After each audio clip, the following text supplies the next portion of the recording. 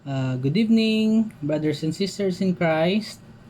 I am Brother Alvin Politico, and I am your Vice President in Human Development and Leadership in Western Visayas Region, Children of Mary Western Visayas Region.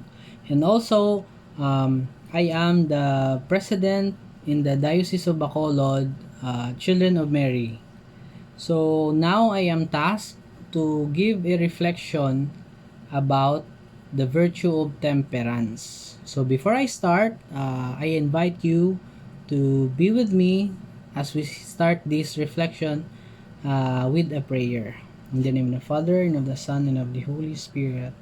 Amen.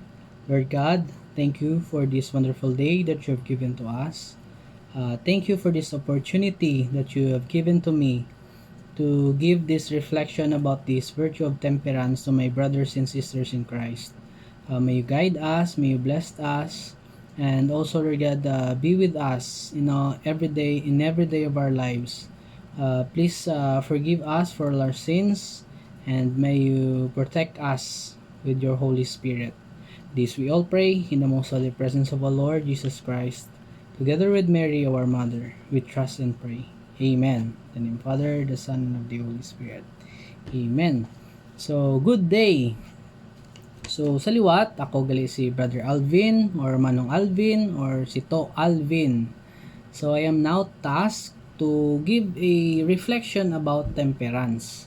So, as a children of Mary, how can we benefit if we have this virtue of temperance? So, ano ni bala ang temperance? So, ang temperance, kung sa Tagalog pa, pagpipigil.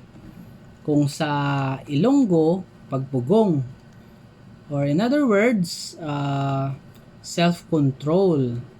So, temperance. So, nga kinala naton may ara kita temperance, no? As a Christian or as a Children of Mary member or as a simple person. Actually, damo ni siya, no? Ma-benefit. Especially sa imong health, sa imong mind, sa imong body, sa imong pamatasan, no? Sa imong inner peace, kag sa imong contented nga pangabuhi. Syempre dira na masulod ang moderation, ang ma-happy ka lang kung anong ara sa imo, hindi ka matimtar nga magsakim or gusto mo pagid sang kung anong ara sa imo, kung ano pagid ang sa iban, no? So, diri ang virtue of temperance, ginatuduan kita paano manging contented. Kung paano i-control aton nga self, no? Kag kung paano naton na ma-discover ang aton nga self nga ginauna gid naton, no? Ang Ginoo kaysa sa iban. So, may mga cases, no, sa aton pagpangabuhi nga ang virtue of temperance gakadula, no? Kaysa hindi nato napunggan ang mga bagay-bagay nga kabalo nata nga makapalayan sa aton nga self, maka-weak sa aton nga faith, no? Makadula sa aton nga guidance kay Lord, but still inaobra naton kay tungod nga kita tanan makasasala. So, ako as your brother and also as a Christian, as my experience nga sa pag-serve sa COM, sa pag-serve sa Children of Mary, and also I am a altar server, damo ko na experience nga nadula ang virtue of temperance sa akon. Why ko mapunggan, no? Wala ko makontrol akon nga self, and naglead na sa akon nga naging makasala ko kag damo ko nasakitan man ng ibang nga tao. Especially kung ang ina nga virtue, ang virtue of temperance, no? Nadula sa self mo, naka-hurt ka through words mo, ang through actions mo. Damo gid factor. So sa subong ini nga gina-share ko sa inyo, ini nga ma-reflect naton about this virtue of temperance. It's quite remind lang, no? Gina-remind lang aton nga self nga hindi maayo ang ginapagustuhan lang naton, no? Kay for example sa aton nga body. So kung why kita pagpugong no sa aton nga kaugalingon, tamaan sa aton ka palakaon, or taman sa aton ka may mga vices kita, may mga bisyo kita nga kabalo kita nga magapalain sa aton, ginobra pa gyapon naton. So sa sininga tion nang ginapa-remind kita sa sininga virtue of temperance nga ikontrolo naton ang aton kaugalingon. Kay ti nga aton nga self, ang aton nga body is the temple of the Holy Spirit.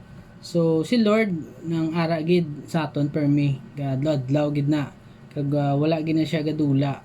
So kung ginapakita naton nga hindi kita kapugong, no, hindi kita ka-control sa mga bagay-bagay, especially sa aton nga health, sa aton nga body, sa aton nga mind. So mamatamat na loosen or mamatamat kita dulaan control sa aton nga faith, sa aton nga perseverance sa pag-serve sa COM or sa aton nga family, no? Especially sa subong pandemic. So damo gid sa mga temptations nga hindi naton makontrol. For example, sige ka lang cellphone, bilog nga adlaw pagbugtaw mo, cellphone ka lang cellphone. Basta maggabi matulog ka, cellphone nga cellphone. Gakalipatan mo na mag-grocery. So actually ako since the start ng pandemic, everyday gid ako ga rosary. Kag diri ko na feel nga kung hindi ko ka rosary, hindi kompleto ang akon nga Christian life or ang akon nga journey sa sini nga pandemic. Miskan tuyon ako, miskan kapoy ko, ga rosary gid ako.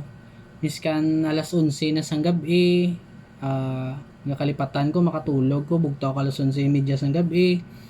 Gabalikin ko rosary. Sa sini siguro ma-reflect ko gid nga gina-control ko no ang akon nga self nga hindi ko lang pagpabuyan-buyanan ang ini nga faith nga ga-grow sa akon despite nga ari kita subong sa pandemic.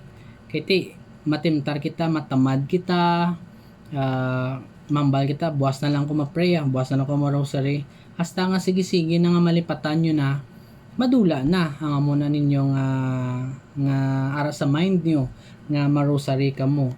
So as for me, as your brother, and sa subong ginatakol na kung subong ang ining virtue and temperance, so dapat mera kita sang control, no, let God, no, let go and let God sa ining virtue naton.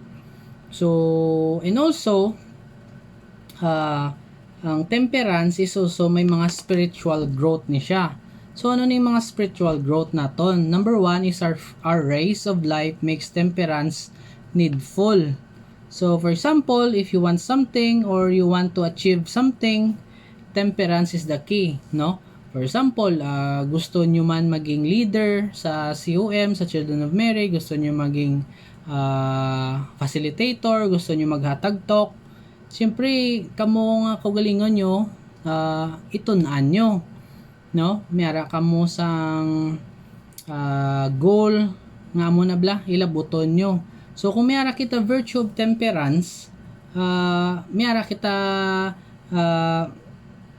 may gusto nga i-imply sa aton kaugalingon, especially nga kita subong amo na ang bakagina, damo gid sa mga makadistract sa aton kaugalingon. Pero kung may self-control kita, there's something gid nga ma-achieve naton, especially amo na ang everyday naton nga pag-rosary.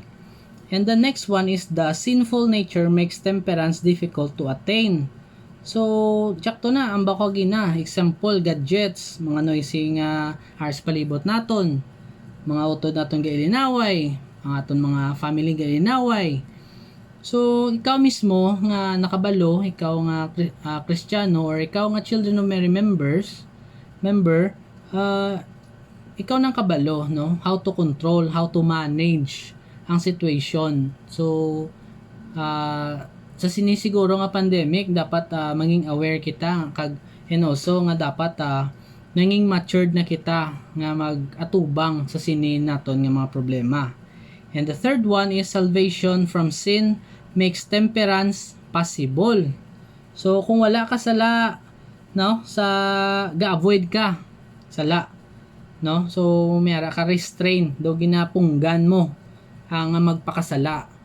So kita as a leader or as a children of Mary, and also gina-example nato ng Marian life. So gaka-achieve nato ng salvation nga gina-refrain naton magpakasala kay tungod nga mayara na kita sang virtue of temperance or self-control. And also the next is mga area sa aton kabuhi nga where ang temperance is needed, especially sa aton nga body parts. Anong mga body parts nga may mga temperance? So simple sa aton nga eyes. So nga eyes, may nabasa ako sa Matthew chapter 5 verse 27-28 nga he said that to look at a person lustfully is already committing adultery with that person in the heart. So kita gakasala kita gali, no, sa aton nga sige tao kung maminsan kita malain sa ila. So adultery na ina. And also sa aton nga body, ang bakogina, the body of the Holy Spirit. And also nga aton nga tongue. Ang tongue is ga-avoid kita mga bad words. So avoiding or restraining pagpugong, no? Kabalo kita magpugong, no? Hindi naton ipanaron self naton nga pala pamuyayaw kita, pala speak kita bad words. So dra na masulod ang virtue of temperance. So pungga naton, no, i-control naton kay kutungod nga ara na kita diri, no, sa children of Mary ara nagatubo ang aton nga way of life, ang Marian life naton. So kita as a Christian or as a youth leader nang dapat ipakita naton sa ibang nga tao, especially pakita naton sa aton nga mga sa parents naton, sa family naton, nga sa pag-intra naton diri sa children of Mary nang gagrow kita spiritually kag sa tanan nga aspects, no, sa aton nga kabuhi gagrow gid kita. So sa diri na lang ko siguro anay matapos. Kag lastly, as a children of Mary, we should be mindful of what we do, what we act, and what we pray. So wrap up ko lang ang ining reflection. It's about self-control, no, to avoid sin or to commit sin, no, i-avoid naton magpakasala kag mga buhi gid kitaya as a Christian life paagi sa kabuhi man ni Jesus Christ nga ipakita sa aton with the guidance of our Mother Mary. So before ta mag-end, I would like to end this with the prayer for temperance. So let us pray. In the name of the Father, the Son, and of the Holy Spirit. Amen. Prayer for temperance. Temper my desires, O Lord, and turn my focus towards you. Deliver me from the tendency to go to the extremes that strain both body and soul. Help me to be content with what I have instead of constantly seeking more. May I come to recognize the grace of moderation that brings both contentment and oppression. Let temperance grow in me and lead me to discover other virtues that bring deeper union with you. In your sacred name I pray. Amen. In the name of the Father, and of the Son, and of the Holy Spirit. Amen. So thank you gid sa pagpamati, kabay pa nga ini nga reflection ni ginatagusin nyo sa malipot lang at chimpo, somehow na itsindihan nyo kag na-remind ang inyong self nga as a children of Mary, and as we anticipate the feast of Our Lady of Miraculous Medal, dapat naton pangabuyon ang tanan nga virtues niya, especially the faith, charity, humility, obedience, purity, and simplicity.